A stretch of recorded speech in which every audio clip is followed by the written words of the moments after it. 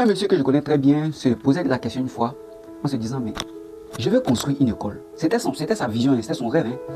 Il dit, il veut construire une école. Mais par où il va commencer? Il se demandait par où commencer. Et est-ce que c'était une bonne idée? Parce qu'il y a tellement d'idées, il y a construire des maquis, il y a des hôtels, en fait, il y a plein d'idées, il y a plein de projets. Mais lui, il s'était focalisé sur cette histoire d'école-là. Et il s'est demandé comment il va faire. Parce que bâtir une école, ce n'est pas aussi simple que ça. Ce n'est pas aussi facile. Alors lui, sa vision, c'était de bâtir une école. Et il était dans les doutes. Il tergiversait. Il essayait de savoir est-ce que son idée était bonne. Est-ce que... En fait, je parle de ça ici parce que beaucoup d'entrepreneurs, surtout les novices, même les adultes, les gens qui sont très avancés, à un moment donné, ont des doutes. Ils se font souvent moins confiance. Et pour les plus âgés, j'allais dire pour les plus avancés, c'est facile de surmonter ces obstacles-là. Parce qu'ayant déjà vécu des situations similaires, ils sont plus appelés à pouvoir briser cette barrière-là. Mais pour les novices, c'est différent.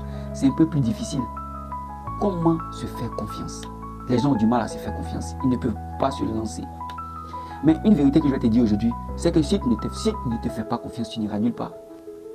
Tous les entrepreneurs se font confiance. Je me souviens à une conférence de presse une fois avec Mark Zuckerberg, le créateur de Facebook.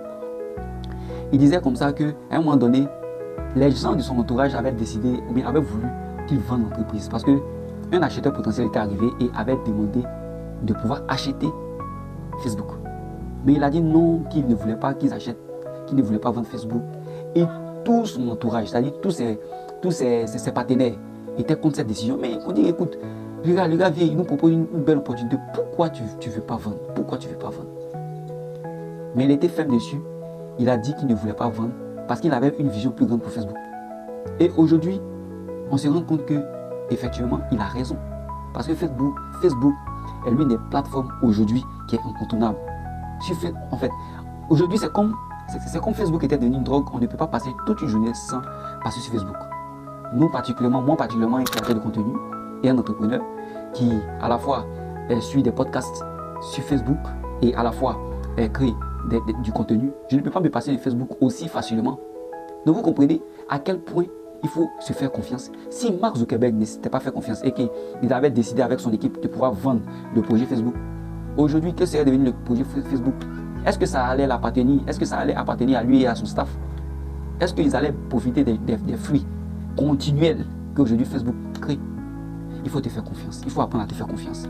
Même si le grand nombre autour de toi n'est pas d'accord avec ton idée, il faut avoir cette idée-là, il faut être focus là-dessus.